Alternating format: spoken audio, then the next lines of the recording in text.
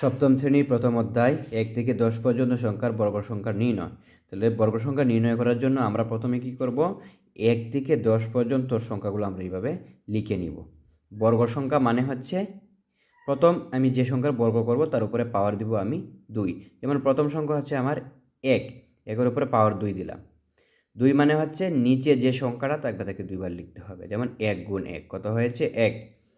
পরের সংখ্যা হচ্ছে 2, 2 এর উপরে পাওয়ার দিলাম 2, তাহলে নিচের যে 2 আছে 2কে আমি 2 বার লিখব। পরের সংখ্যা হচ্ছে 3, 3 এর উপরে পাওয়ার দিলাম 2, তাহলে নিচের সংখ্যা হচ্ছে আমার 3, 3কে আমি 2 বার লিখব, হবে 9। সেমভাবে পরের সংখ্যা হচ্ছে 4, 4কে আমি 2 বার লিখব 16। 5 আছে 5কে আমি 2 বার লিখব 25। 6 আছে 6কে 2 বার লিখলে হবে 36। 7 আছে 7কে 2 বার লিখলে হবে 49। সেমভাবে এভাবে 8, 9, 10কেও যদি 2 বার লিখি এভাবে আবার আমার 100।